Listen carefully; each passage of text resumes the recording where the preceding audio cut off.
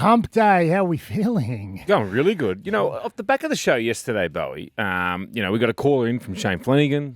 Tarsh set up some stuff. But I went home and, the call from Flano was that you put a few things up your nuss and you shot it out. I can't remember it, but yeah, we'll go with that. I went home and just got a couple of fish oils, put them in my mouth and just sort of went, mate, it takes a bit of effort. How did you squeeze them out? Well, it's not. I don't think it's true, mate. You got to look at who's saying this. You can't just believe everything you hear. I did message read. a couple of your ex-teammates. Yeah. They said Flano was spot on. Yeah. We've got a huge show today anyway.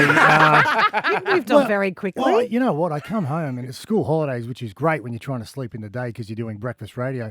And I said to my son, clean up your toys. You know, your toys are everywhere. And the first toy he picked up and pointed at me was a Nerf gun. Oh, was that triggering for you? Very triggering. Very triggering. He's, I'm being like you, Dad. I said, you don't want to be like me, mate. You do not want to be like your me. But huge news every day here. We're sending 2 lucky listeners to Sin City, Las Vegas. How do they win, Kate? Very easy. Get involved in the show. Every caller that gets to air with us will automatically be on the standby list. If you tell us you have switched stations from somewhere else, we'll put your name in twice. So I was checking out some videos last night and I saw a video of Novak in the dressing rooms pre-game doing elastics. As a warm-up. Do you want elastics on? Yes, I do. Warming up, stretching his hips out and his groin and his glutes. I did not know that's part of people's pre-training schedule. So I guess that would be good for him before he gets out. You'd be surprised with what different athletes for different sports have for pre-game routines. What did you guys have? Hang on, did you just think, sorry, I'm just going to back it up. Yeah. Did you just think they just got driven in a car to the game and then just walked out of the car? No, I know. Well, as an elite athlete, former. Yeah, exactly. I thought you're still an athlete. Of course, I do. I don't do it, but I know athletes do the warm-up schedules. But I didn't know elastics were part of it. He's top of the top, isn't he, Djokovic? I mean, if you watch any of the Netflix docos on Starting Five, the basketball one, LeBron James gets to the court 6 hours. Before the team to prepare, ice bath, stretch, glute activations. Patrick Mahomes, the quarterback. Do you know LeBron James spends over $500,000 a year on his body to get it ready? It's more. More now. It's more than $1 million. Yeah, it's more than $1 million. It's unbelievable. On what? Just like what Bowie said, Recovery. the ice bath recovery, Diet, cryotherapy. He's got his own chef. Patty Mahomes does 2 hours of stuff literally on the field before they play. So preparation is key. Preparation is everything. But there's things that they do right. So they'll go to certain spots on the field. That's right. They'll touch certain signs. Superstitious. And I'll tell you what, there's a person in this studio that was huge on it. Kat? And it's not me. It wasn't me. I think it might have been you. Run us through it, mate. Have we got enough time to run through it? We don't have enough time. But we will. we do. We'll get to it. I prepared well, trained hard, prepared well, but it got to a point where I got very superstitious. And it come from, I watched a David Beckham doco where he put a boot on first, and I'd heard that story. So I put my left boot on first one day and played okay.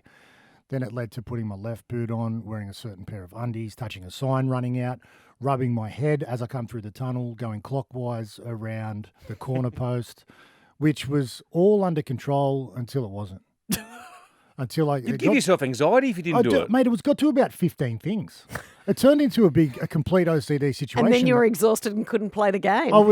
During the game, I was walking around the corner post. The crowd were, and you wonder why I was playing shit, right, Woods? It's been a huge 3 days here on the Beau, Tarsh and Woodsy show. Now, yesterday, the lovely Natarsha Belling got myself and Woodsy with a beauty.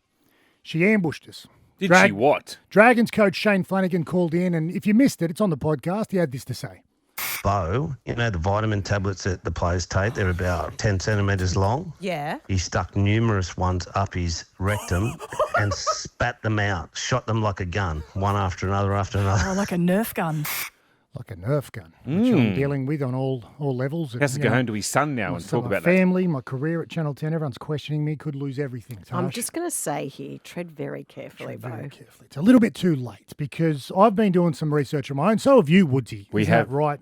We work very hard on this show, and I've spoken to plenty of your colleagues, Tarsh, and got plenty of information, which we will delve into over the next 10 years, how long we signed a lot of wonderful things to say as well. Yes. A lot of nice things, but you do find the dirt You do. When you dig deep, you get to the really good dirt. You probe them. You know, the wet dirt that we want to get to. You now, got the dump button ready, Kat? Now, your colleagues, we had a lot of fun with them, but they all alluded to one certain interaction In particular, that I one couldn't thing. believe. I could not believe it, but now I can't stop thinking about it. They all alluded to one interaction that I can't believe at all, and we've got it here. You've had a moment with Jerry Seinfeld in your life. Am I right here, Tarsh? We deal in fact. What happened? I was a very young journalist, and allegedly, I think he's Allegedly. We're not in a court hearing right now. reading the news, and his people called my people, which was me. Yep. And I thought it was my uni mate geeing me up, and I did not believe it. And I said, yeah, sure. What time? Thinking that it was my mate geeing me up. And then I realised kind of the penny drop that it was real. So I went to his show and met him backstage with heaps of other people, and that was it. I've never been so excited in my life. I good can't is it? believe that's the best you could do. What's I've not the- got so much more dirt. But let's talk about No, you. we haven't dived into Well, the hang on. conversation with you yet. Yeah, we're interviewing you, Yeah. right? We're the journalists now. We're the credible reporters now. What year? We're talking 98, 1998? It was 25 years ago, and it's still a story. Like, Okay, so move on. 2000. Well, it's not a story. I've just found out about it, all right? And it just come across my desk. From multiple sources. It doesn't surprise me you've just found out about it. Had a little bit on. Now, you met him, right? You met him in person. Sure. How was he? He was lovely. But how was he? Was he? No, he was lovely. Very, very funny guy. Mm-hmm. And comedians, as we know, are super intelligent. And it's true. He saw me read the news, but I did think it was my uni mate geeing me up. Hang on. So, do they do impressions of Jerry Seinfeld? What do you mean? Did he call you? Yeah, that's no, what- his people called me. His people called And then you. I thought, and when I spoke to the guy who was his manager, Yes. I thought it was my mate putting on an American accent. But then you decide to go and catch up with him. No, I decided to go and watch his show. How many So times? did he give you the tickets, the Yes. manager? Yes. You stay in touch with him? No. You've never spoken to him ever again? No. And at the You show, didn't have dinner? And there's no, I didn't. This is going to shock you. You need to deal with fact, Beau, when you're doing a story. We're getting it as Hey, live. like We're only you- just There was getting the no facts. dinner, saw the show, lovely fun, great comedian. like you said in your comment, allegedly you've seen Jerry Seinfeld. Jerry Seinfeld as So- well. Jerry Seinfeld. Did you go backstage with him? I met him backstage with lots of other people. I love this. A lot of other people. Can anyone Who are confirm these other this? people? Yeah, because no one was with you. We heard No, that's yet again not getting the facts right. Okay. About 20 people in the room, Beau, 20 people in the room. Mm-hmm. Any names? including Glenn Robbins. Glenn Robbins revealed it a couple of years ago. I had a chat to him that he was approached to actually introduce Jerry Seinfeld show when he was in Australia. So Glenn knew about it. We as spoke well. to Glenn. all right. He said you disappeared for 5 Yeah, minutes Tarsh, with you don't Jerry. have to yell. All right, we're all I'm just not having yelling. we're having a casual conversation. Are we? You've stood up. You don't have to yell. Yet right? again, no facts. We got put on the spot. My life and marriage is in tatters now because apparently I shoot fish oils out my ass. And now we can't even ask you if you had a little side thing going with Jerry Seinfeld. No,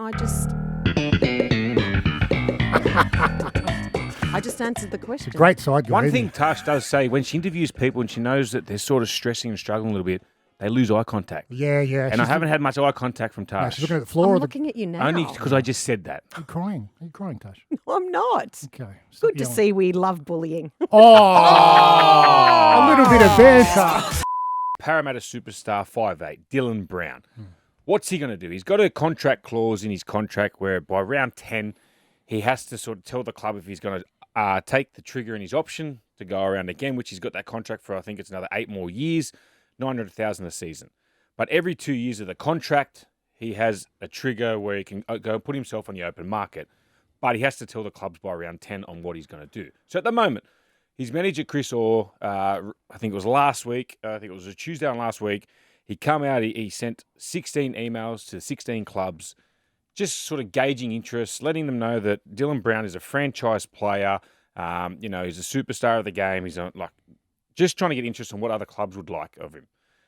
Then in that afternoon, later that day, it got leaked. Well, not later, probably about 30 minutes.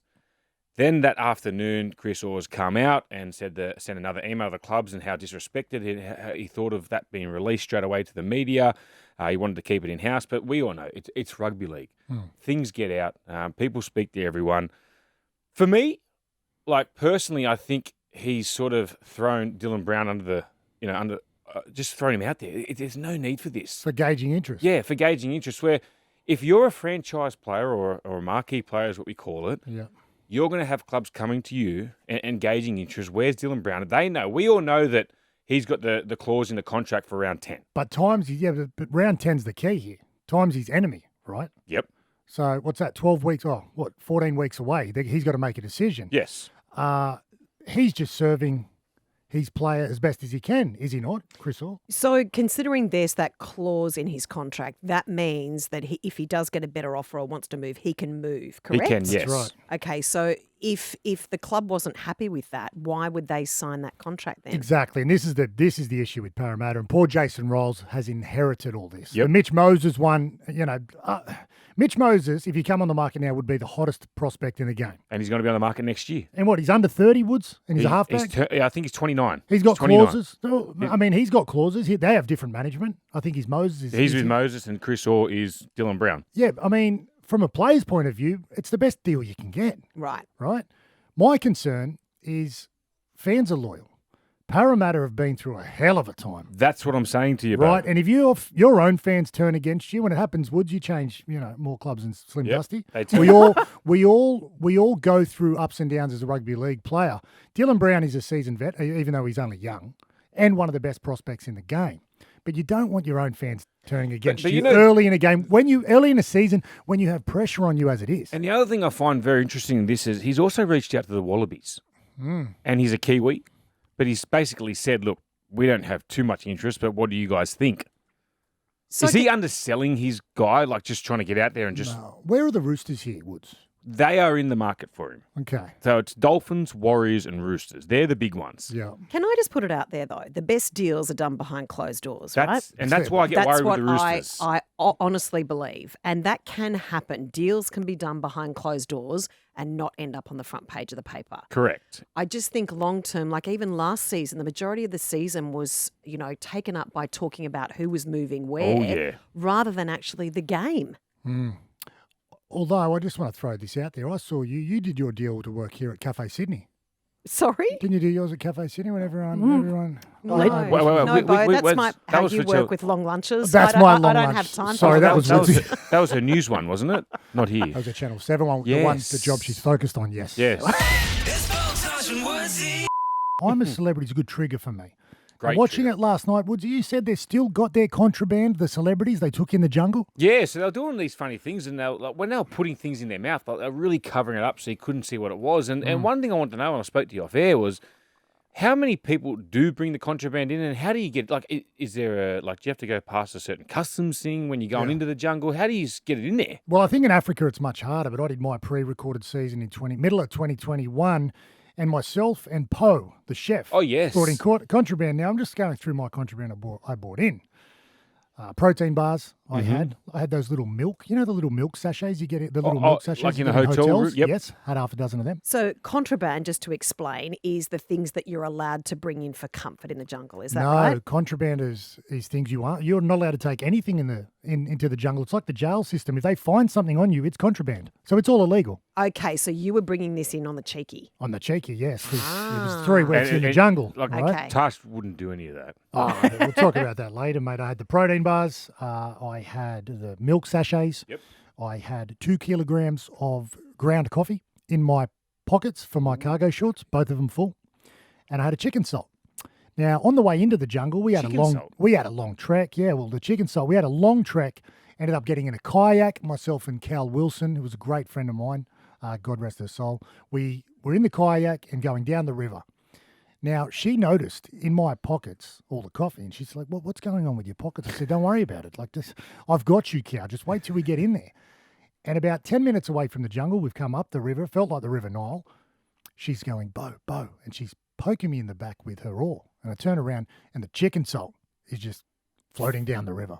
Oh, no. Now, we get in the jungle, and on day 5 is where the wheels come completely off, and it's what our celebrities are going to face tonight.